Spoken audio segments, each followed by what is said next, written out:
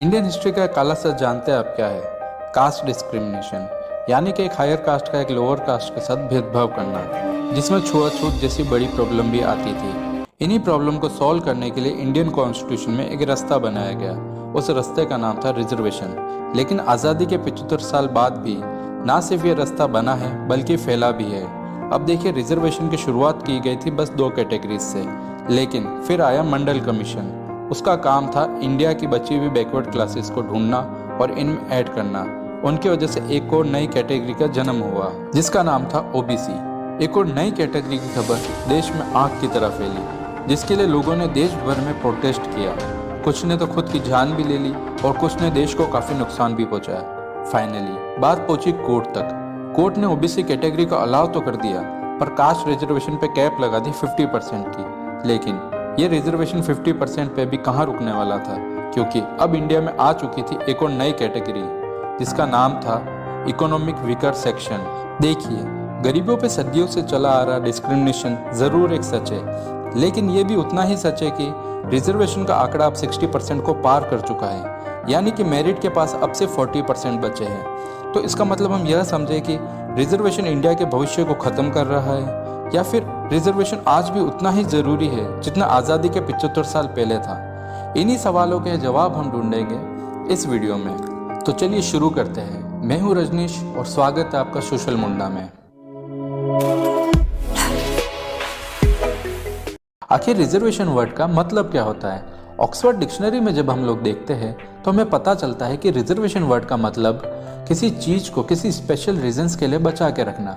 अगर इसी रिजर्वेशन को कास्ट में इंक्लूड कर दिया जाए तो फिक्स नंबर ऑफ सीट्स को government job, assembly of parliament और एजुकेशनल इंस्टीट्यूट में वीकर सेक्शन के लिए रिजर्व करी हुई होती है। पर रिजर्वेशन कैटेगरीज की शुरुआत आखिर हुई कहाँ से थी और किन रीजंस के चलते इन्हें बनाया गया था?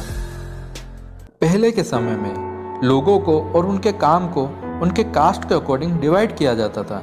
इन कास्ट में मेन 4 कैटेगरीज आती थी। पहली थी ब्राह्मण, जिन्हें वैदिक विद्वान, पुजारी और शिक्षक के रूप में माना जाता था, और इनके लिए कहा जाता था कि इन्हें ब्रह्मा के सिर से बनाया गया। उसके बाद आते थे क्षत्रिय, जिन्हें शासक और योद्धा बोला जाता था, और इनके लिए भी कहा जाता था कि इन्हें ब्रह्मा के हाथों से बनाया गया है। उसके बाद आते थे वैश्य, जिन्हें कृषक, किसान और व्यापारी बोला जाता था। इन्हें ब्रह्मा की जांघों से बनाया गया। फिर आखिर में आते थे शूद्र, जिन्हें कारीगर, मजदूर और नौकर के रूप में देखा जाता था, और कहा जाता था कि इन्हें ब्रह्मा के पैरों से बनाया गया है। इसी सोच के चलते शूद्र जाति के साथ हमेशा भेदभाव होता है। ना तो इन्हें कभी मंदिर में आने की अनुमति होती थी, ना इन्हें ऊंची जाति के तालाबों से पानी लेने की, और ना ही इन्हें शिक्षा प्राप्त करने की अनुमति होती थी। उस टाइम पर एक यूनिवर्सिटी के सर्वे के मुताबिक यूनिवर्सिटी में करीब 90% लोग सिर्फ एक ही कास्ट को बिलोंग करते थे, और बहुत सारे लोगों को पढ़ने के राइट्स ही नहीं होते थे। पर यह सब बदलने वाला था 24 सितंबर 1932 को, जिस दिन पूना पैक्ट एग्रीमेंट लाया गया महात्मा गांधी और डॉक्टर BR अम्बेडकर के बीच में, जिस एग्रीमेंट में लिखा गया कि लोअर कास्ट को अपलिफ्ट करने के लिए रिजर्वेशन कैटेगरीज बनाई जाए। रिजर्वेशन शुरुआत में सिर्फ 10 साल के लिए बनाया गया था, ST और SC कैटेगरीज के लिए, पर समय के साथ साथ रिजर्वेशंस में काफ़ी बदलाव हुए हैं। स्टार्टिंग में रिजर्वेशन लागू करते वक्त बोला गया था इसे सिर्फ 10 साल के लिए लाया गया है, उसके बाद इसे हटा दिया जाएगा। बट हुआ इसका उल्टा। 1980 में मंडल कमीशन बनाया गया, जिसका काम था पूरे देश में घूम के छोटी और पिछड़ी जातियों को ढूंढना। फिर 1991 में मंडल कमीशन ने एक और नई रिजर्वेशन कैटेगरी का प्रस्ताव रखा, जिसका नाम था OBC, अदर बैकवर्ड कास्ट। और इस खबर को सुन के अनरिजर्व कैटेगरीज ने पूरे देश में हिंसक विरोध किया, जिसमें ज़्यादातर अपर कास्ट के लोग शामिल थे। फिर बात पहुंची कोर्ट तक। सुप्रीम कोर्ट ने 1992 में OBC को 27% के साथ रिजर्वेशन कैटेगरी में अलाउ तो कर दिया, पर रिजर्वेशन में कैप लगा दी 50% की, जिसकी वजह से हुआ ये कि 50% मिला जनरल को और 50% मिले रिजर्वेशन कैटेगरीज को। पर 2019 में 10% के साथ एक और नई रिजर्वेशन कैटेगरी स्टार्ट की गई, जिसका नाम था EWS, economic weaker section.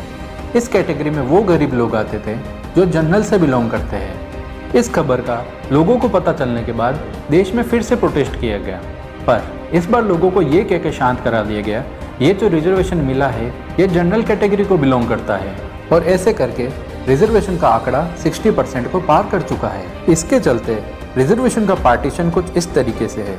ST के पास 7.5%, एससी के पास 15%, ओबीसी के पास 27%, ईडब्ल्यूएस के पास 10% और 40.5% नॉन रिजर्व कैटेगरीज के लिए। अब आपको ये सुन के और हैरानी होगी कि कॉन्स्टिट्यूशन में लिखा हुआ है कि हर स्टेट के पास पावर होती है कि वो अपना रिजर्वेशन पॉपुलेशन के अकॉर्डिंग बढ़ा या घटा सकती है। इसी की वजह से कर्नाटका गवर्नमेंट ने रिजर्वेशन को 50% से बढ़ाकर 56% का कर दिया है और तमिलनाडु में 69% का रिजर्वेशन है। और वहीं बात कर अरुणाचल प्रदेश की तो वहाँ पर 80% तक का रिजर्वेशन है। सिर्फ चंडीगढ़ ऐसी एक जगह है जहाँ पे सिर्फ 27% का रिजर्वेशन देखने को मिलेगा, वरना इंडिया में हर एक स्टेट में करीब 50 to 80% के बीच में ही रिजर्वेशन है। अब बात करते हैं, क्या रिजर्वेशन को हटा देना चाहिए या फिर रिजर्वेशन आज भी उतना ही ज़रूरी है जितना आज़ादी के 75 साल पहले था। रिजर्वेशन का मेन मकसद था इक्वालिटी, यानी कि किसी भी इंसान को उसकी caste, religion, sex, birth place ऐसी चीज़ों की वजह से डिस्क्रिमिनेट ना किया जाए। यही बात हमें इंडियन कॉन्स्टिट्यूशन के आर्टिकल 15 और 16 में भी देखने को मिलेगी। मगर ग्राउंड रियलिटी की बात करें तो इस मैप को आप देख सकते हैं, भारत में ऐसी बहुत सारी जगह है जहाँ पे अनटचेबिलिटी को आज भी फॉलो किया जाता है। मगर ये बात भी उतनी ही सच है कि रिजर्वेशन की वजह से भारत का विकास भी पीछे होता जा रहा है, क्योंकि सोशल मीडिया पे बोला जाता है कि रिजर्वेशन की वजह से इक्वलिटी बनी हुई है, यानी एक पर्सन जो 90% मार्क्स ला रहा है उसका आईआईटी में एडमिशन नहीं होता है, उसकी जगह पर 50% वाले बच्चे का होगा क्योंकि उसके पास रिजर्वेशन है। यानी एक आईएएस या आरएस का बच्चा एसटी एससी कोटे से स्कॉलरशिप लेके पढ़ रहा है, पर एक गरीब का बच्चा टैलेंटेड होने के बाद भी फीस पे करने के लिए स्ट्रगल कर रहा है। वो बच्चा जैसे तैसे अपनी पढ़ाई पूरी भी कर ले, पर डिग्री खत्म करने के बाद उसके सामने आता है एक नया कंपटीशन जिसका नाम है जॉब्स, क्योंकि गवर्नमेंट जॉब के लिए उस बच्चे को उन बच्चों के साथ दौड़ाया जाएगा जिनके पास रिजर्वेशन है। और इसी वजह से वो बच्चा टैलेंटेड होने के बाद भी रिजर्वेशन की धूल में कहीं दब सा जाएगा। फिर आखिर इस प्रॉब्लम का सॉल्यूशन क्या है?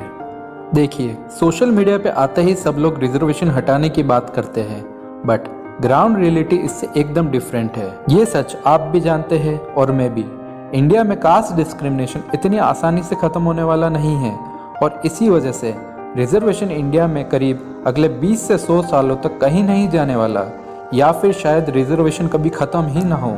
अगर किसी पॉलिटिकल पार्टी ने रिजर्वेशन हटाने की कोशिश भी करी तो लोग लाखों में नहीं करोड़ों की संख्या में उनके खिलाफ प्रोटेस्ट करेंगे और इन्हीं कारणों से वो पॉलिटिकल पार्टी गिर भी सकती है। हम जानते हैं रिजर्वेशन का कोई सॉल्यूशन नहीं है, बट अपने लेवल पे हम लोग क्या कर सकते हैं? प्राइवेट सेक्टर में कोई रिजर्वेशन नहीं होता है।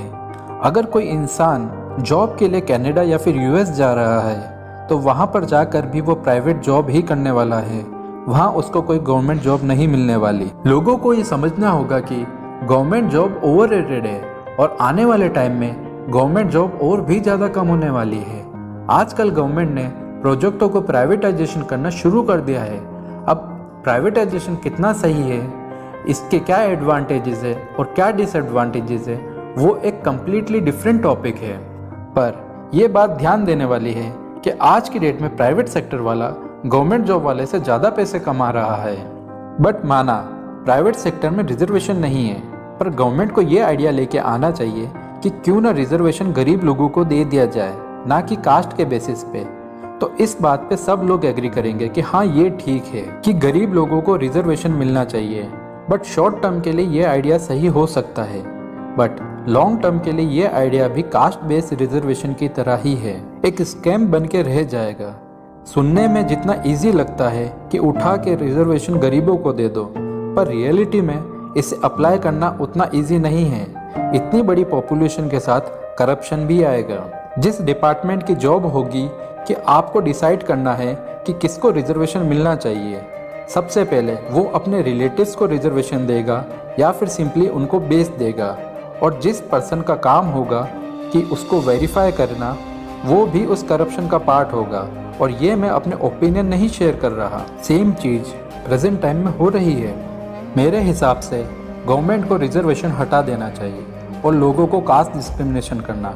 अगर ये दोनों प्रॉब्लम सोल्व हो जाती है तो फिर गवर्नमेंट को रिजर्वेशन सिर्फ उन लोगों को देना चाहिए जिनको उसकी सच में ज़रूरत है। इंडिया की डेवलपिंग रेट काफ़ी अच्छी हो जाएगी और वो दिन दूर नहीं होगा जब इंडिया यूएस जैसी कंट्रीज़ को डेवलपमेंट के मामले में पीछे छोड़ देगा। फिर जैसे हम इंडियंस फॉरेन में जाते हैं जॉब के लिए, ठीक वैसे ही फॉरेनर्स इंडिया में आएंगे काम ढूंढने के लिए। बाकी रिजर्वेशन को लेके आपका क्या ओपिनियन है?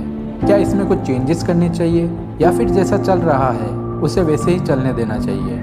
इस बारे में कमेंट में बताइए। अगर आपने वीडियो यहाँ तक देख लिया है इसका मतलब ये है कि आपको वीडियो पसंद आया, तो इस वीडियो को एक लाइक करके हमें सपोर्ट कीजिए। साथ ही इस वीडियो को शेयर कीजिए ताकि ज़्यादा से ज़्यादा लोग इसके बारे में जान सकें। हम ऐसे और भी वीडियोज़ इस चैनल पर लाते रहेंगे, तो इस चैनल को सब्सक्राइब कर लीजिए और साथ में नोटिफिकेशन बेल दबा लीजिए। जय हिंद।